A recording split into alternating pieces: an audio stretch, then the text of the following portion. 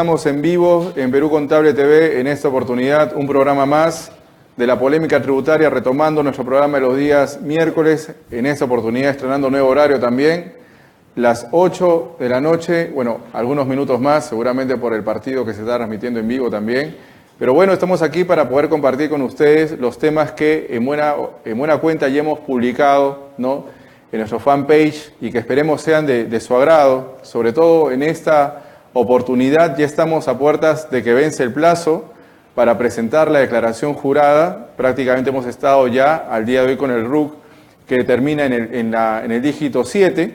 Vamos a estar seguramente hasta el día lunes, ¿no?, con los buenos contribuyentes cuando se cierra ya la oportunidad para presentar la declaración. Y dentro de los temas que vamos a comentar, es importante y nos consultan muchas veces, bueno, ¿qué va a hacer SUNAT ahora respecto a aquellos que han presentado su declaración y respecto de que de repente alguna persona, como pudo haber pasado con esta confusión que hubo de los generadores de renta quinta que no han presentado su declaración y quieren hacerlo ahora, pero seguramente la presentación ya resulta extemporánea? ¿Qué acciones hay que hacer?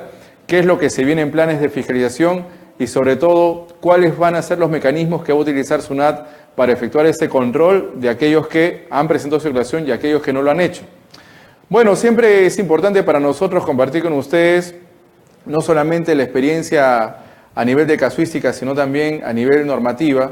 Ustedes saben que prácticamente hay que saludar también a las personas que nos siguen, hay personas que se están enganchando también, hay personas nuevas, personas que nos han bloqueado, que ya nos han desbloqueado también. Les saludamos desde aquí de Perú Contable, agradeciendo sobre todo la incidencia, ¿no? Hoy día compartimos también en nuestra fanpage una declaración de alguien que había presentado su declaración a las 23 horas con 59 segundos y prácticamente estamos acostumbrados nosotros, lamentablemente en el país, a presentar nuestra declaración justamente el último día o prácticamente al vencimiento. Pero bueno, es una práctica usual, estamos en el Perú y yo creo que eso no es algo nuevo, ¿no? Pero bueno, sobre la pregunta, ¿qué pasa si yo no presenté oportunamente mi declaración jurada? Hay que hacer dos precisiones. Para lo que es la presentación de la declaración, muchos han asociado que es una fecha de presentación la que sale en el cronograma de SUNAT, cuando en realidad se trata de una fecha de vencimiento. Yo puedo presentarla antes. Para lo que es el PDT 706, estuvo vigente a partir de la quincena de enero. Para lo que es el programa de declaración para personas naturales, formulario virtual 705, la declaración el formulario virtual estuvo vigente a partir del 19 de febrero de este año. Entonces muchas personas y muchas empresas ya han venido presentando su declaración, ¿de acuerdo? Pero hay personas que han esperado hasta el último momento y en algunos casos se puede haber generado este problema de haberlo presentado fuera de plazo. Sobre eso, la norma establece lo siguiente. Si nos vamos al Código Tributario, a lo que es el esquema de infracciones y sanciones, vemos de que para aquellos contribuyentes que generan renta de tercera categoría, régimen general, y también para lo que vendría a ser el régimen, en este caso, de la renta, sea persona natural o persona jurídica de tercera, prácticamente se establece una sanción o una multa equivalente a una UIT. Como ustedes sabrán, la UIT se incrementó para el periodo 2018 y hablamos del valor de 4.150 nuevos soles, a diferencia de lo que fue en el 2017 de 4.050, ¿no? Creo que la tendencia ahora es que la UIT se va incrementando 100 soles cada año, ¿no? Anteriormente hablamos de un incremento de 50 soles y esto prácticamente ha variado hace un par de años. Pero bueno, si la multa es de una UIT, no es que usted va a pagar pues una UIT. Efectivamente, si usted se da cuenta que no ha presentado aún su declaración y lo va a hacer, si SUNAT no le ha notificado ninguna carta, ningún aviso, ninguna esquela, prácticamente el descuento que tiene usted es equivalente al 90% del valor justamente de la UIT vigente, ¿no?, al periodo en el cual se ha cometido la infracción. ¿Y cuándo se ha cometido la infracción? En el periodo 2018, por más que sea la declaración jurada anual de 2017. Claro, porque 2017 la presentó 2018, pero la infracción no la he cometido el año pasado, pues. La infracción la he cometido este año porque es este año en el cual estoy presentando la declaración jurada fuera de plazo. Eso es para lo que genera renta tercera. ¿Qué pasa con aquella persona natural que genera renta de cuarta y bueno, los de quinta que a partir de este año están obligados a presentar en caso deduzcan gastos, ¿no?, y la precisión de los intereses por créditos hipotecarios, ¿no? Prácticamente en ellos la norma establece que la base va a ser el equivalente al 50% de la UIT. Entonces, sobre la UIT de 4.150, sacamos el 50%, y si no me ha notificado SUNAT ningún requerimiento para poder subsanar, pues tengo el descuento del 90%, ¿no? En consecuencia, ahí tenemos a Henry Rojas, muchas gracias, saludo también. Interesante la propuesta de Perú Contable para un programa como este, éxitos en este formato. Muchas gracias a Vicky también, Cuito, Mamaní, ¿no? Se nos ha unido también próximamente el congresista Mamaní, de repente lo tenemos también en la red, no sabemos, pero bueno, es un poco lo que nosotros queremos compartir con ustedes. Las obligaciones que nosotros tenemos no solamente están abocadas a presentar la declaración. Es efectivo que nosotros sabemos que para lo que es declaración jurada están involucrados diversos profesionales, el contador, el abogado, el administrador, personas que prácticamente en alguna oportunidad también hemos podido analizar y llenar las casillas del PET. Pero una cosa es el llenado del PET o el formulario virtual y otra cosa es el sustento, ¿no? Y eso tiene que ver con un tema vital para nosotros, que es, bueno, regularicé la multa, ¿no? Ahora sí presento la declaración jurada, subsano, ¿no? La no presentación, la omisión, pago la multa con el descuento, pago el tributo que me sale por pagar, incluso, ¿no? La novedad es de que puede que no salga el tributo a pagar sin un saldo a favor, igual tengo que pagar la multa. O sea, no está la multa condicionada al monto a pagar. La multa está condicionada a lo que es el valor del OIT por presentar la declaración jurada en forma extemporánea. Entonces, esa es la diferencia, por ejemplo, que nosotros podemos compartir con ustedes de aquellos que presentan la declaración dentro del plazo, pero por algún motivo, posteriormente al vencimiento, se dan cuenta que la declaración contiene errores o contiene inconsistencias. Entonces, ellos, de modo propio, ¿no?, rectifican esta declaración.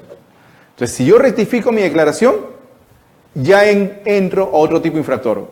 Nos están pidiendo también la base legal. La base legal para aquella persona que no presenta la declaración jurada dentro del plazo establecido es el artículo 176, numeral 1 del Código Tributario.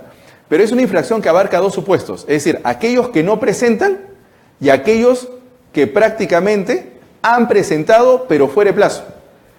Hay infracción. Definitivamente el 176, numeral 1 aplica para esos supuestos. Pero aquella persona que presentó su declaración, pero se da cuenta que hay un error y rectifica, ya estamos ante otra infracción, que es la del artículo 178, numeral 1. ¿Por qué? Porque habría declarado en la primera cifras o datos falsos, sea porque incrementó el saldo que correspondía declarar, o sea porque disminuyó el ingreso que correspondía declarar. Entonces, si arroja esta rectificatoria un importe a pagar, hay multa. Pero si yo rectifico y en la declaración jurada anual declaré un saldo y ahora al modificarla sigo teniendo saldo, pues no hay multa. Porque la multa por presentar rectificatoria, es decir, por declarar cifras y datos falsos, solamente se sanciona si hay un importe a pagar.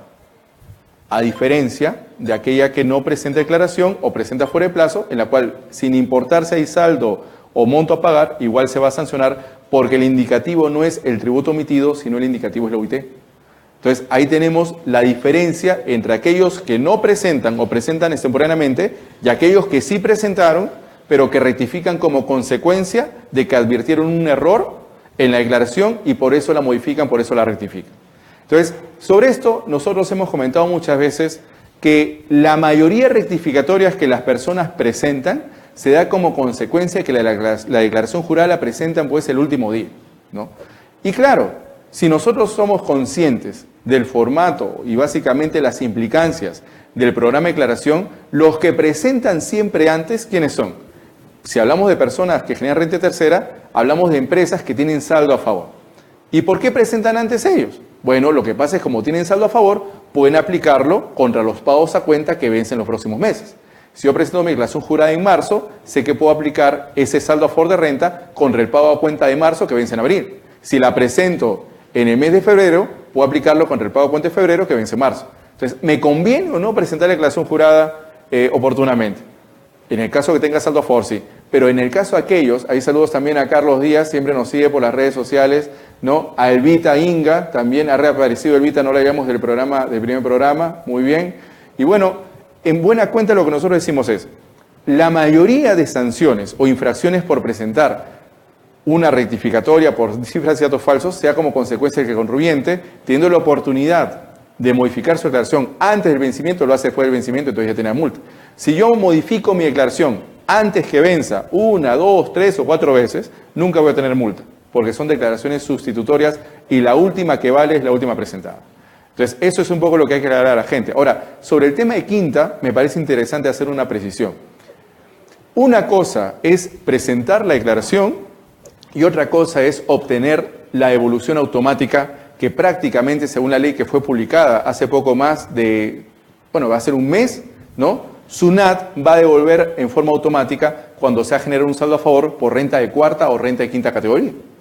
Pero los sujetos obligados a presentar la declaración jurada, en el caso de cuarta, son aquellos que ya han arrojado un saldo a favor y por el cual se genera la opción de pedir devolución o, en este caso, compensación.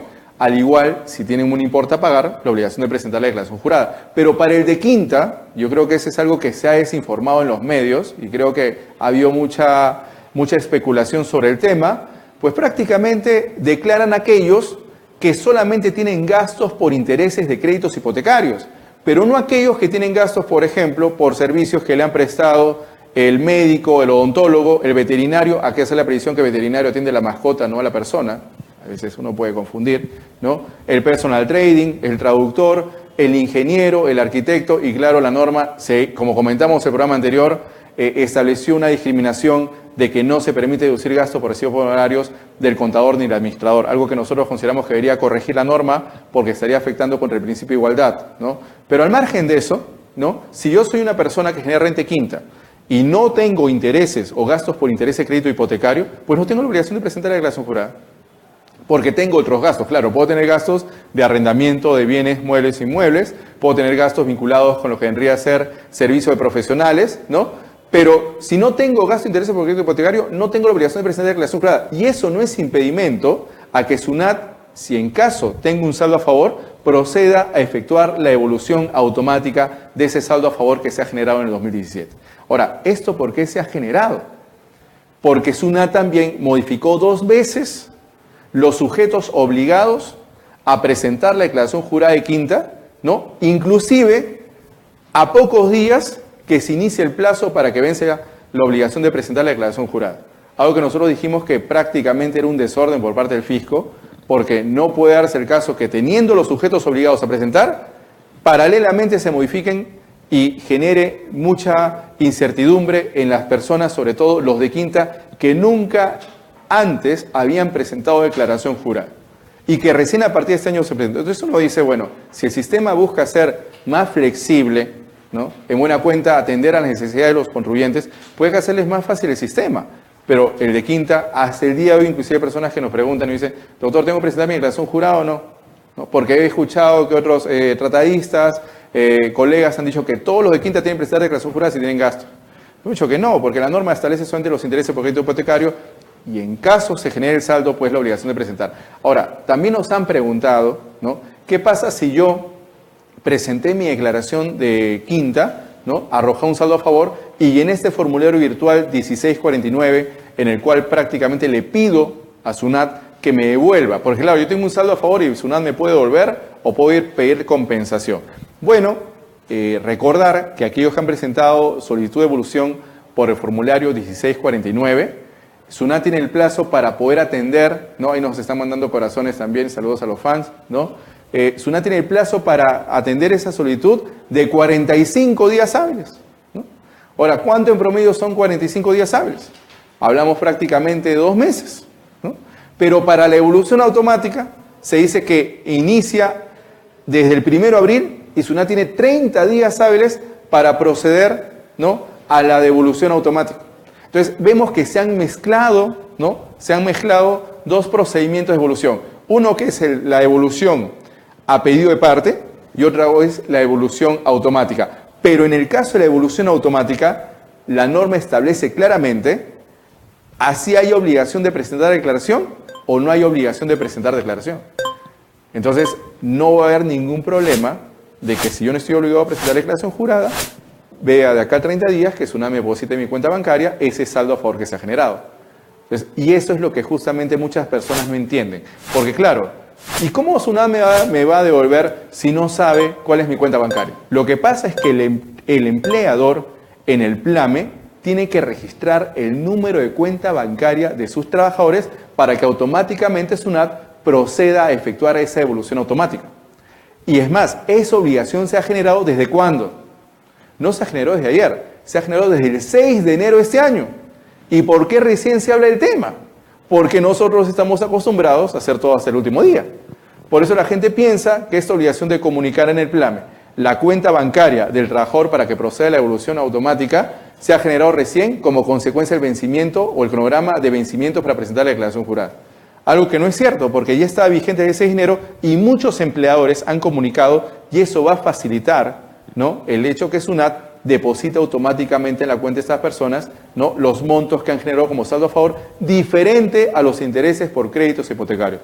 Recibimos también algunas consultas, ¿no?, de algunos también participantes de la web que nos decían, doctor, pero yo he ido al banco, ¿no?, y el banco dice que la información SUNAT ya la tiene.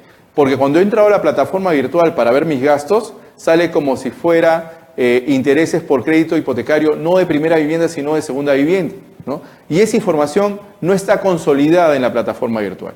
Bueno, lo que hay que comunicar, hay saludos también a Yasmer Joel Cerrato, saludos de Santiago de Chile, somos internacionales, lo hemos dicho nosotros, siempre nos siguen en otros países también, no sé si se refiere a la calle Santiago de Chile, hay que precisar también, no sé que estemos especulando sobre el tema. Mari Segarra, hola, hola también Mari, ¿sí?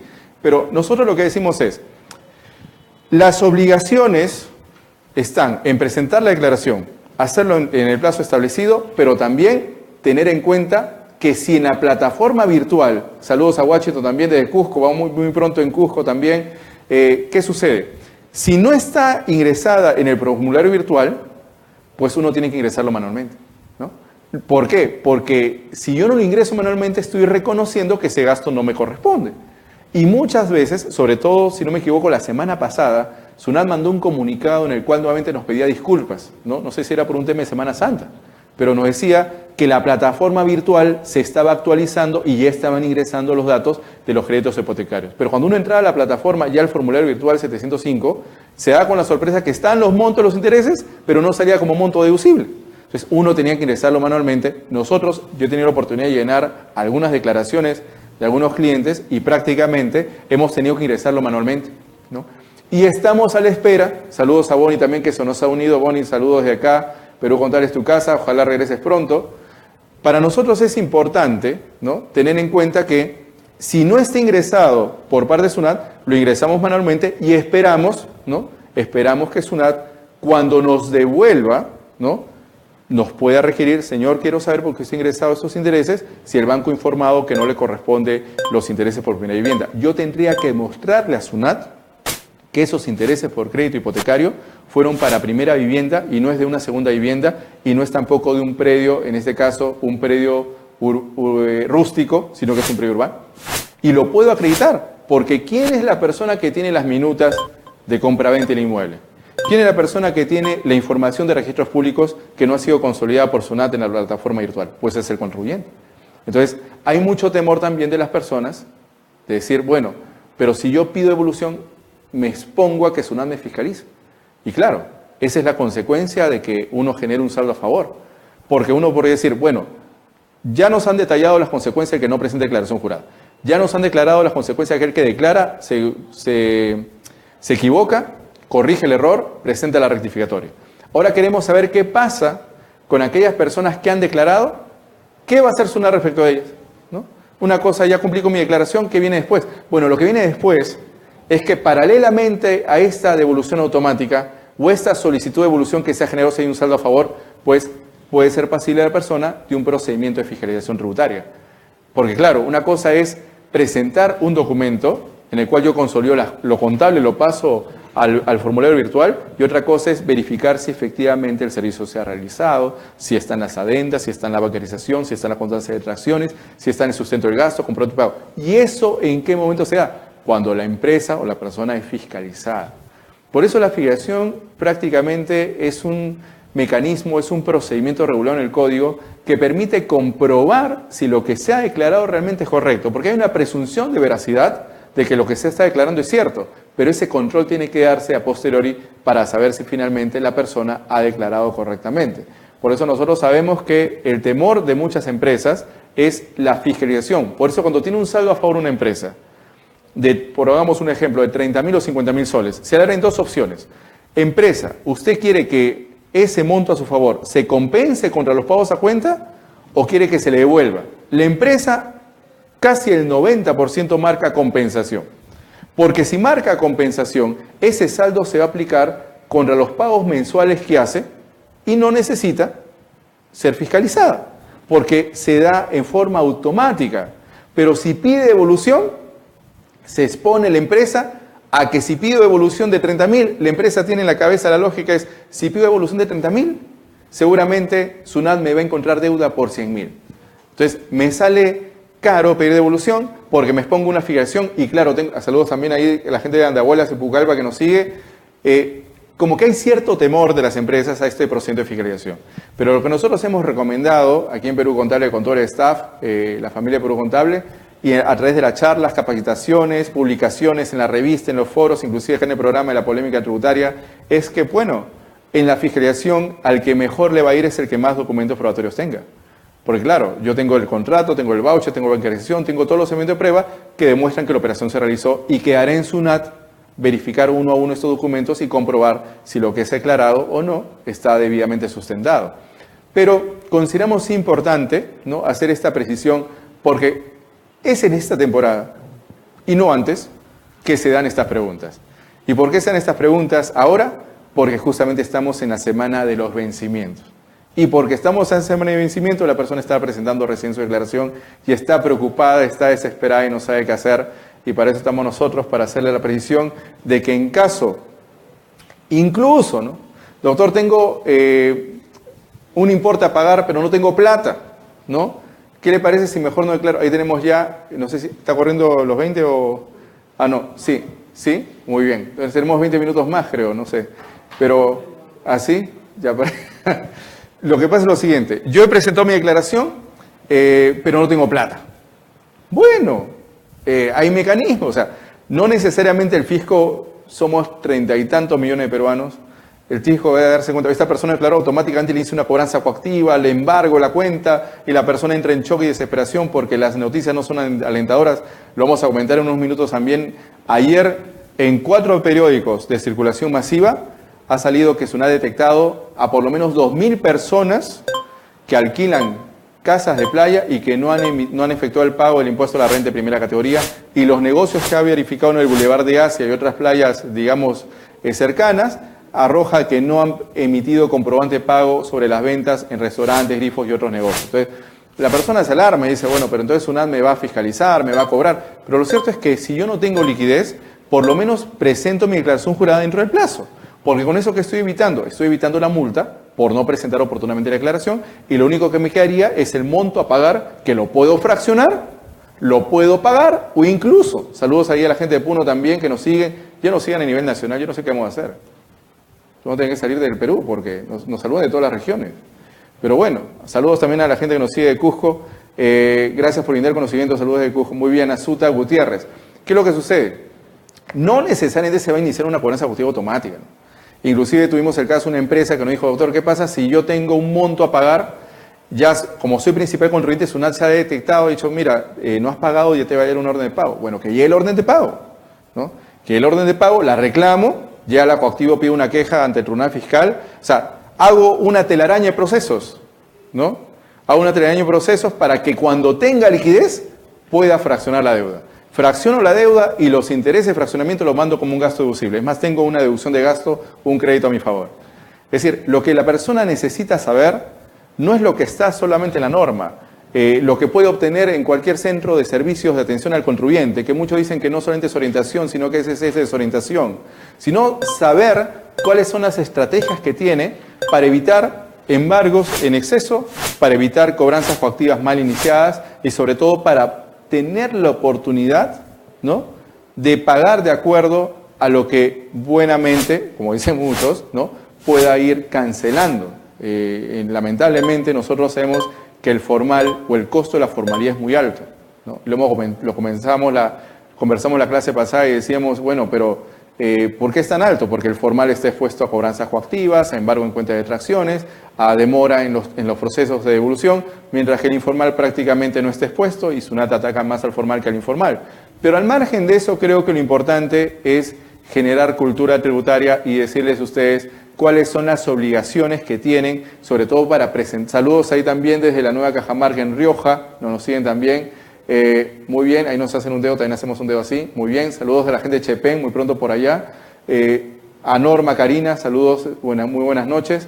Y bueno, ya estamos llenos de saludos, pero no hacen preguntas, muchachos. Yo creo que me pregunten, que me exploten, que me aprovechen, ¿no? Para eso estamos acá. Si no, imagínense, hacemos un monólogo y terminamos hablando seguro del partido de Boca con Juniors en Barranquilla, que si alguien sabe cómo va, me avisa, por favor. Pero al margen de eso, un punto que hemos tocado, porque son 4 puntos los que vamos a tocar esta noche y ojalá que nos dé el tiempo, sobre todo porque hemos cambiado el horario para ver si tenemos un poco más de sintonía, porque estamos ya debajo de la función de la palabra. Pero al margen de eso, queremos en buena cuenta compartir con ustedes otro tema que ha sido muy importante esta semana. Ya sabemos las consecuencias de aquellos que no presentan declaración jurada, los que han presentado declaración jurada rectificatoria y lo que le va a pasar a aquellos que han presentado declaración. Les comento un dato importante. SUNAT no va a fiscalizar automáticamente a los que han presentado declaración jurada, sino que va a fiscalizar primero a los que se acogieron el año pasado a la repatriación de capitales porque tiene un año para hacerlo. Si SUNAT no lo fiscaliza en este año, 2018, automáticamente lo que han declarado se considera cierto y SUNAT ya no puede entrar en el 2015, 13, 14, perdón, 12, 13, 14 y 15 de esas empresas.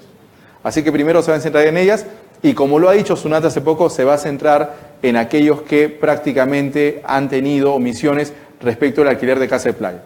Ahora, esto es algo muy fácil de poder demostrar, ¿no? Uno entra a los portales de Urbania, portales de alquiler de casas y se da con la sorpresa que alquilan casa de playa.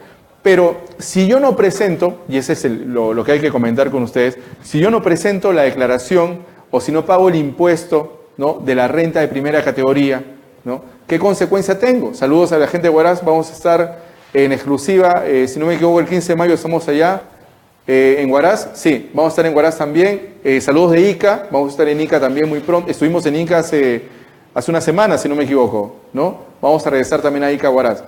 ¿Qué es lo que sucede? Si yo no he efectuado el pago del impuesto a la de primera categoría, pues lo hago. Bueno, no es que va a haber un incremento patrimonial no justificado, que SUNAT me inicia la cobranza. No, o sea, porque SUNAT ha hecho que ha efectuado mecanismo de control, pero para que opere ya la acotación, o lo que vendría a ser el desconocimiento, va a tener que en buena cuenta, tomar en cuenta, verificar SUNAT si ha habido una omisión al pago del tributo, ¿no?, y si efectivamente en esos meses que le está imputando el alquiler realmente se alquiló el predio. Porque claro, yo puedo tener un contrato de alquiler de 1 año, pero prácticamente de repente el inquilino se fue antes, no se alquilaron todos los meses, entonces ¿por qué tenía que pagar impuesto a la renta de primera si luego pago el impuesto a la renta de primera mientras que la persona esté habitando el inmueble? Entonces, sobre aquellos que no han pagado el impuesto a la renta de primera, mi recomendación, no es que tenga una posición pro fisco o pro contribuyente, sino una posición imparcial, una posición que prácticamente es la que la gente quiere escuchar. Bueno, hay que regularizar, hay que verificar qué meses no he pagado la renta de primera, ¿no? Efectúo el pago, presento la declaración, justamente es el formulario pago, y pago la multa con el descuento del 90%.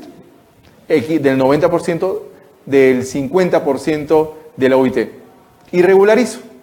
Cosa que cuando SUNAT me fiscalice o me exija alguna documentación, pues yo ya estoy al tanto, ¿no?, de haber regularizado el impuesto a la renta no pagado y también la multa correspondiente. Bueno, o sea, es sencillo hacerlo, no es tan complicado. Yo creo que lo que la gente a veces piensa, lamentablemente, es que va a haber una amnistía, va a haber un beneficio para aquellos que no han declarado oportunamente, y creo que ese es un error, porque lamentablemente se generan falsas expectativas sobre algo que anteriormente no se ha dado. No sé por qué me veo más chiquito, alguien me precisa, por favor. Pero muy bien, ¿sí? Al margen de eso, lo que nosotros planteamos es, si usted no ha pagado oportunamente, si usted sabe que hay una infracción que no se ha podido en buena cuenta subsanar, pues hay que hacerlo, porque no sabemos más adelante si SUNAT nos va a fiscalizar, nos va a notificar algún tipo de resolución o una carta inductiva o algún mecanismo para poder en buena cuenta acotarnos estas omisiones. Hay un tema también importante, yo lo comenté con ustedes hace un par de semanas y se ha generado nuevamente la discusión, lo voy a agregar como tema del día de hoy, antes de tocar ya las obligaciones que están vigentes del 1 de abril, que es la famosa discusión, ¿no? ¿Qué está por encima, la norma contable o la norma tributaria? ¿La norma tributaria está por encima de la norma contable? Hay una relación que nosotros podemos considerar de confrontación, se oponen, se distancian, es más importante una que otra, y creo que eso se ha generado como consecuencia de unos artículos que se han publicado en diversos medios, ¿no? En el cual dicen que la norma jurídica está por encima de la norma contable y que inclusive la norma contable no sería fuente del derecho o inclusive no sería norma jurídica porque no se publica en el Diario Oficial del Peruano. Bueno, eso es una postura, ¿no? Nosotros no estamos de acuerdo con esa postura o con esa manera de interpretar, porque nosotros sí consideramos que la norma tributaria se ve complementada con la norma contable y más en específico con lo que es la ley del impuesto a la renta, sobre todo porque en renta no hay definiciones. No hay definición de lo que es gasto, no hay definición de lo que es costo, no hay definición de lo que es ingreso, no hay definición de lo que es activo, fijo, porque son definiciones o conceptos contables. Y recurrimos a la NIF y seguramente también a las NIF para complementar un tratamiento que en buena cuenta la norma de renta no tiene por qué regularlo. Es decir, si no hay definiciones buenas norma contable para complementarlo, ¿qué nos dice la norma 9ª del título preliminar del Código Tributario? Que en defecto de la norma tributaria yo puedo utilizar normas distintas para poder complementar, pero mientras que no se opongan, ¿no? Mientras que no se opongan a lo que prácticamente establece el tratamiento tributario. Pero si se oponen, si entran en contradicción, ahí prefiero la norma tributaria. Pero eso no implica una jerarquía de una por otra, porque ahí se genera justamente la distancia. Y muy bien, estamos muy bien. En buena cuenta, se genera ese conflicto de decir qué es más importante, la contabilidad, el derecho. Ya hablamos la vez pasada que prácticamente todas las carreras profesionales son igual de importantes. En algunos casos, incluso, cuando hablamos de renta, se necesita manejar conceptos contables, conceptos financieros, conceptos jurídicos, pero es cierto, es muy cierto, que no podemos hablar de una jerarquía de una con otra. Hay una relación de complementariedad y seguramente lo van a ver ustedes porque las NIF, en el caso de las normas que publica el Consejo Normativo de Contabilidad, ya se oficializan en el Diario Oficial del Peruano. Entonces yo digo, si se oficializan las variaciones o las adaptaciones o que ya se implementó la NIF tal, pues prácticamente ya no es el problema decir de que no es norma. Muy bien, ahí tenemos el comentario, nos subió una lupita de Jenny Rojas, para que más personas en la página se incremente la sintonía. Empezaré. Muy bien, Kenny, gracias, por favor. Tú creo que escuchaste el comentario de la función de la palabra. Ya estamos, creo que en el programa de hoy ya vamos a superarlo en el rating. Pero al margen de eso, lo que nosotros proponemos es, no hay una relación de jerarquía, hay una relación de complementariedad y es una relación que se va a ver en cada caso en concreto. Claro que, ¿qué hace la NIF? ¿Qué hace la NIF para analizar, por ejemplo, el IGB? Tiene nada que ver. ¿Qué hace la NIF o qué hace la NIF con el Código Tributario? No tiene nada que ver, pero sí tiene que ver con renta, porque la determinación del impuesto a la renta pues es contable, bajo una estructura legal del artículo 37, el 57, el 20, el 44, que establece cómo se determina la renta bruta y la renta neta, pero los conceptos son contables y hay que recurrir supletoriamente a estas normas contables para que el tratamiento sea más armonioso y se evite caer en el juego de decir cuál es más importante. Yo creo que eso no debe pasar, distancia un poco el tratamiento contable y tributario, que es el que se prioriza en renta. Muy bien, ahí estamos avanzando también en el tiempo, y yo creo que es importante hacer esa precisión. Consideramos que por el hecho de que una norma contable no salga en el peruano, no le quita la jerarquía y la importancia que tiene para complementar el tratamiento de renta. Sería un error decir que porque no se publica en el peruano, a pesar que las normas del Consejo Normativo de Contabilidad se están publicando ya en el Diario Oficial del Peruano,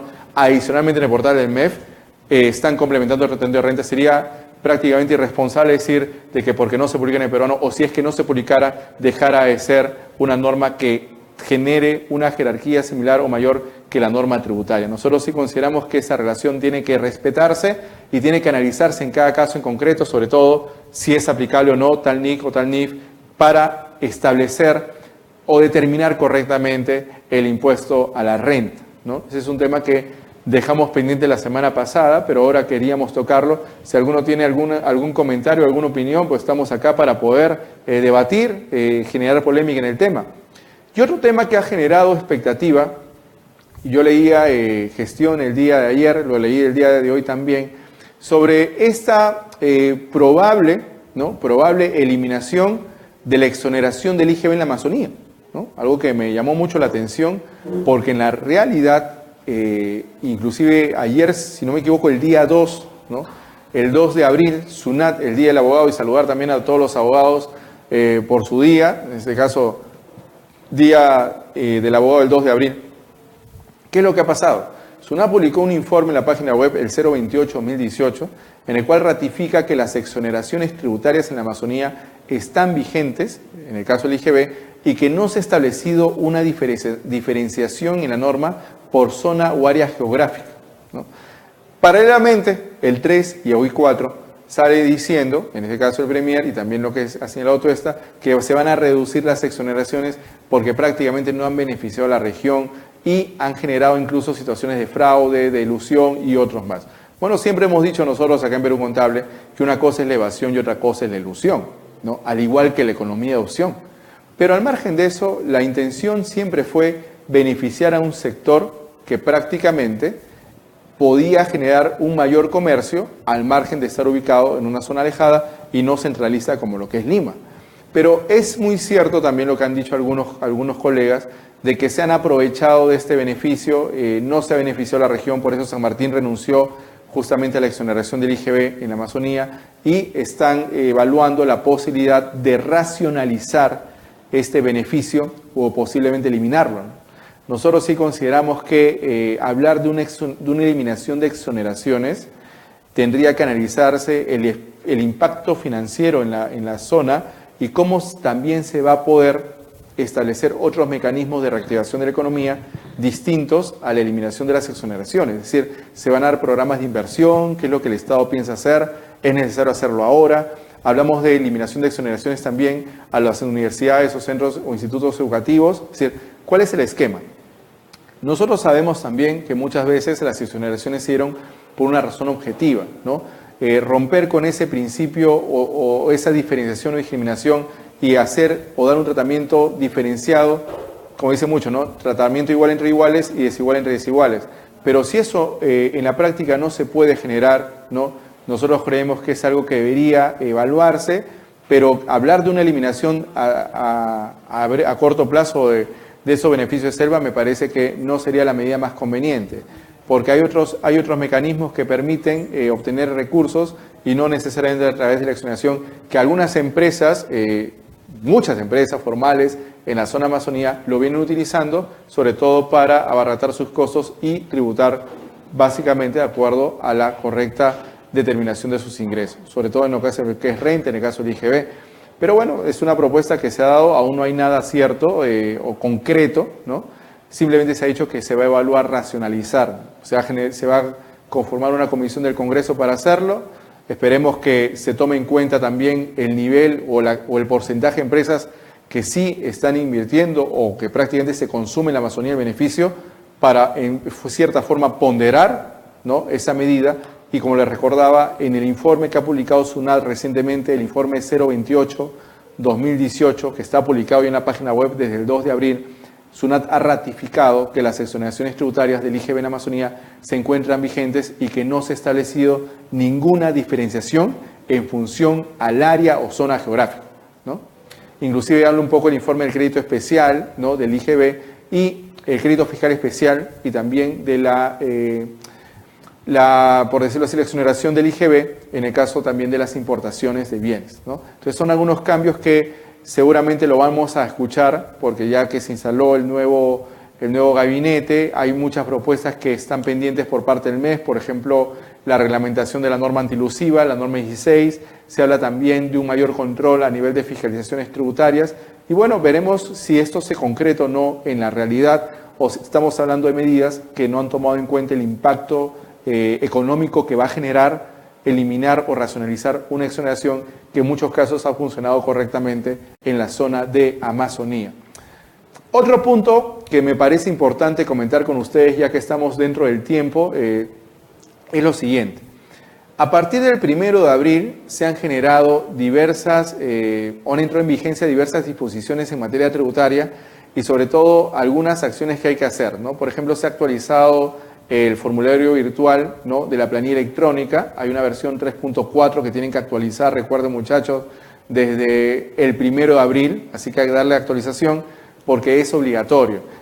También se ha generado esta obligación de aplicar la detracción para lo que son servicios de mantenimiento y reparación de bienes, intermediación y terciarización laboral, otros servicios empresariales y demás servicios grabados con el IGB, con la tasa ya no del 10%, sino del 12%, para aquellos servicios cuya obligación tributaria el IGB nazca a partir del 1 de abril del 2018.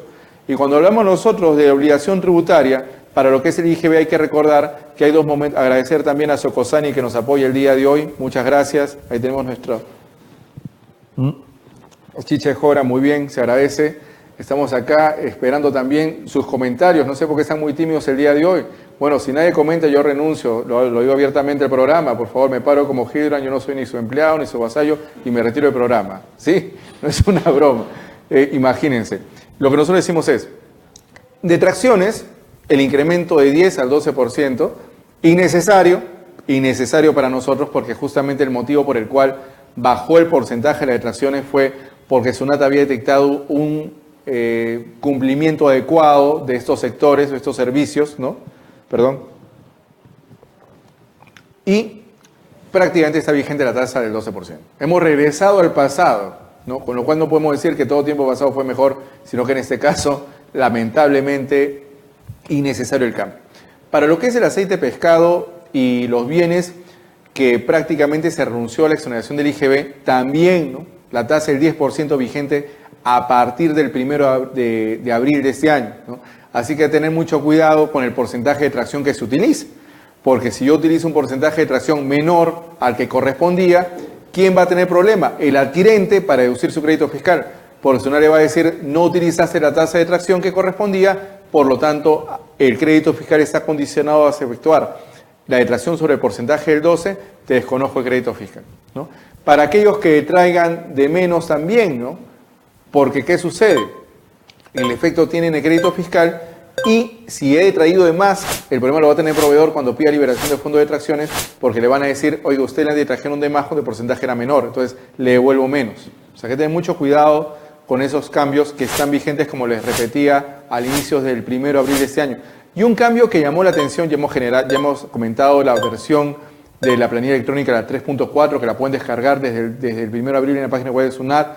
Hemos hablado de la modificación de las detracciones, el porcentaje del 10 al 12% para intermediación y terciarización laboral, lo que es mantenimiento y reparación de bienes, lo que es también otros servicios empresariales, demás servicios grabados con el IGB, aceite, pescado, bienes los cuales el contribuyente renunció a la exoneración del IGB.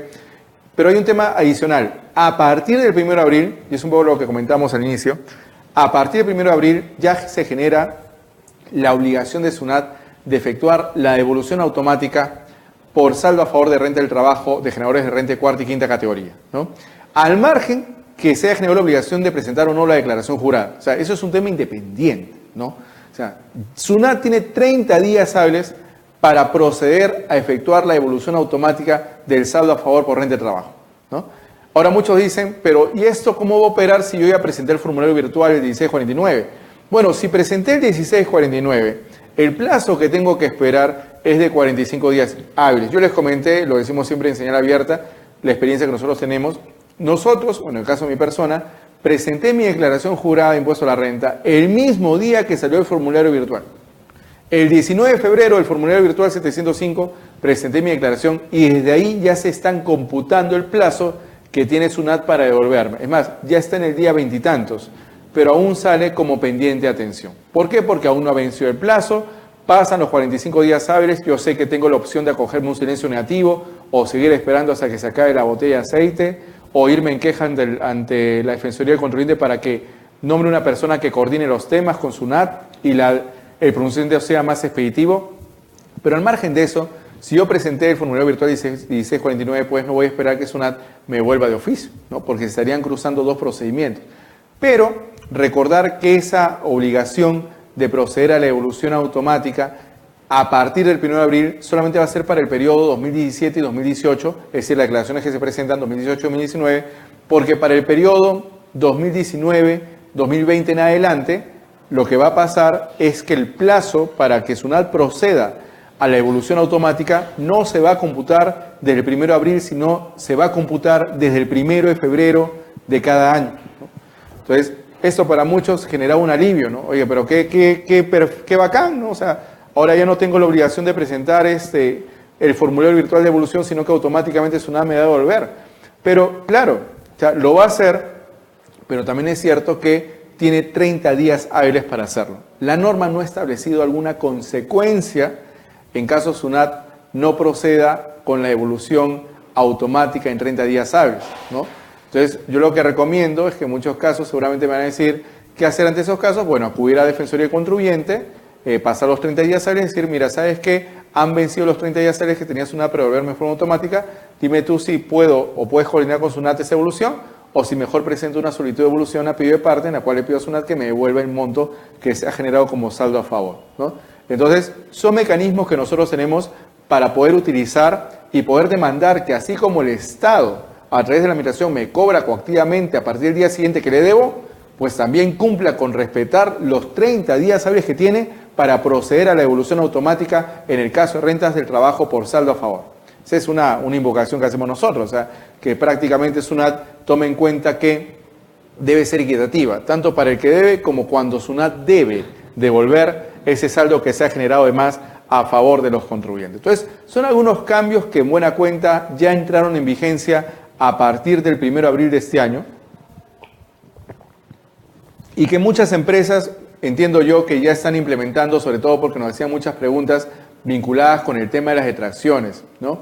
Pero si alguno tiene una pregunta, muy bien, ahí tenemos algunas preguntas, se animaron al final, qué bueno. Ahí tenemos a Bedman Mori Pérez. Muy buenas noches, Bedman. Doctor, las inductivas, ¿se pueden variar su aplicación o pedir ampliar el plazo?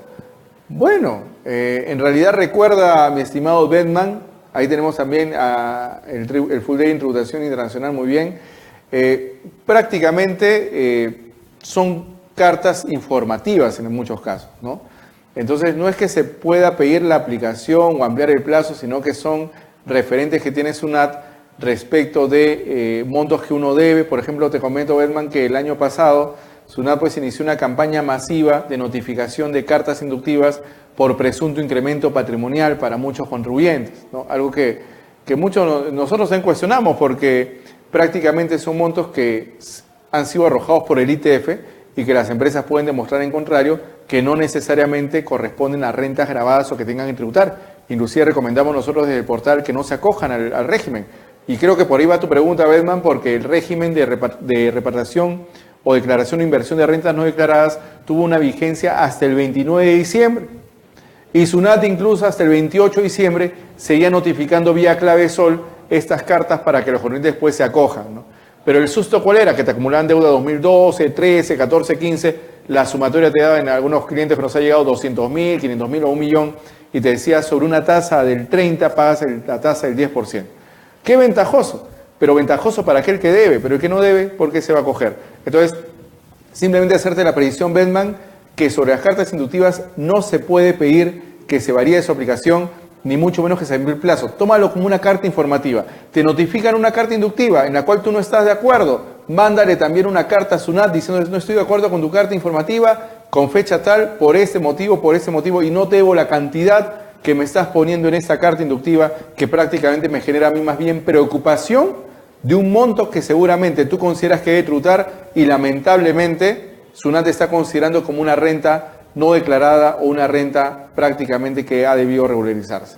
Entonces nosotros sabemos que esto es muy usual por parte de SUNAT, porque el llamado fue notificar cartas inductivas, saber quién se acoge y llegar a la meta, que no lo hizo, no llegó a la meta SUNAT del régimen de repartición de capitales, y creo que mucho tuvo que ver con esa presión que se hizo o esa alerta de estos montos por incremento patrimonial no justificado.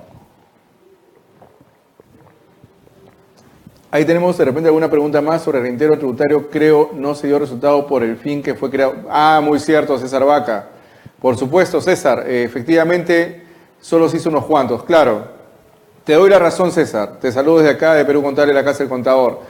En el caso de Reintegro, por eso justamente se generó ese problema, ¿no? En realidad no se logró el objetivo, que era incentivar el consumo en la región, y por eso ha tenido muchas variaciones, ¿no? Pero es el motivo, César, que se está utilizando ahora, a pesar de que ya se va a conformar la comisión del Congreso, para debatir si conviene o no incluso mantener la exoneración del IGB, ¿no? Hay empresas, las cuales seguramente si esto se elimina o se racionaliza, van a tener que verificar el efecto en los costos, ¿no? O sobre todo en el precio que ofrecen de los bienes y servicios a terceros, ¿no? Porque ahora, claro, si efectivamente la operación ya no va a estar exonerada, van a poder utilizar el IGB de las compras y compensarlo contra el IGB de las ventas. Pero recuerda que en el caso de estas empresas el IGB es neutro. ¿Por qué? Porque prácticamente lo que se utiliza como crédito fiscal se compensa contra el débito.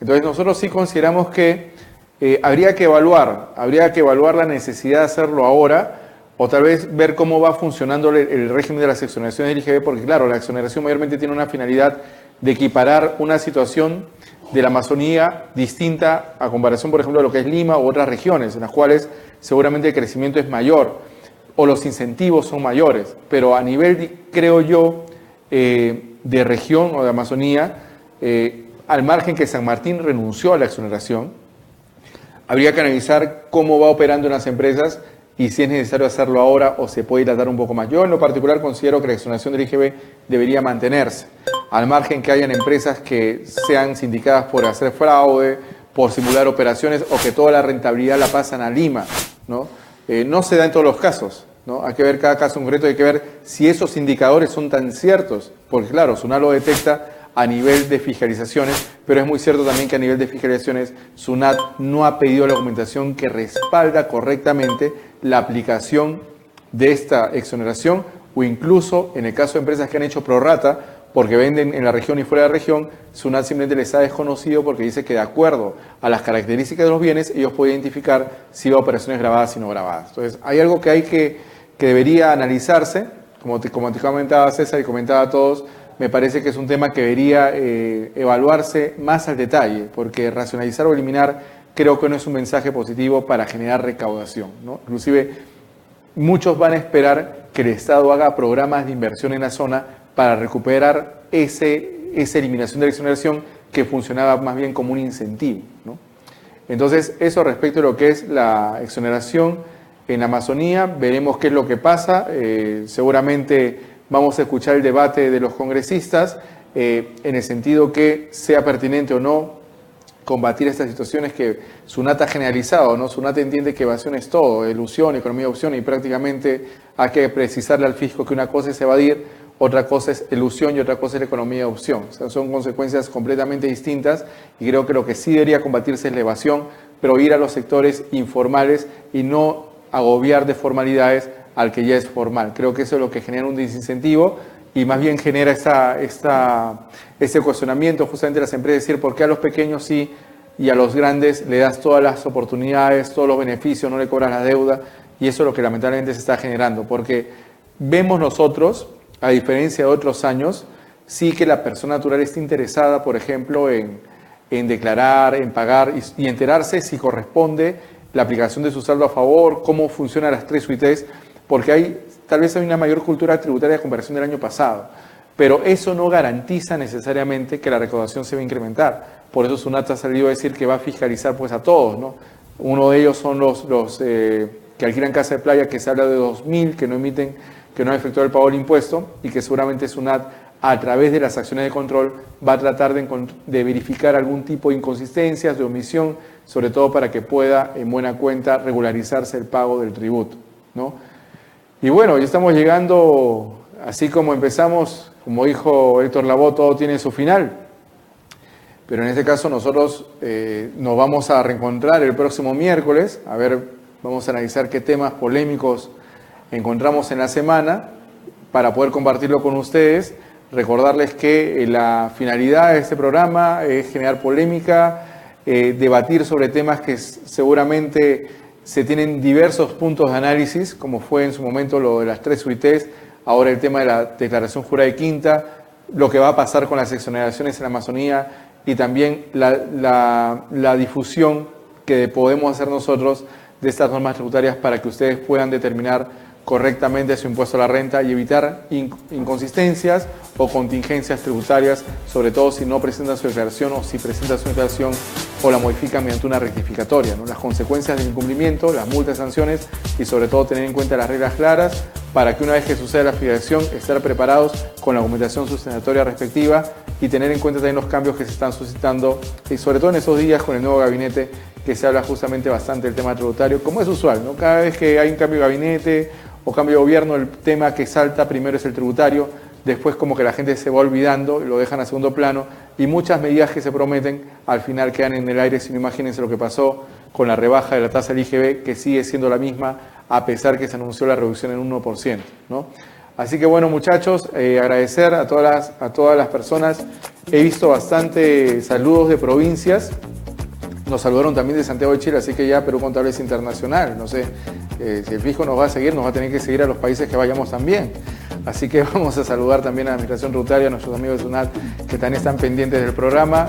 Decir que prácticamente nosotros lo que buscamos es ayudar a generar esa cultura tributaria, pero decirle también a las empresas, a los contribuyentes, cómo son las cosas y los mecanismos que tiene para poder afrontar estos procedimientos de manera correcta y óptima, y eso beneficie pues a todos los sectores económicos. Por mi parte, Miguel Carrillo, la polémica tributaria llega a su fin. Los veo el próximo miércoles en el horario de las 8 de la noche.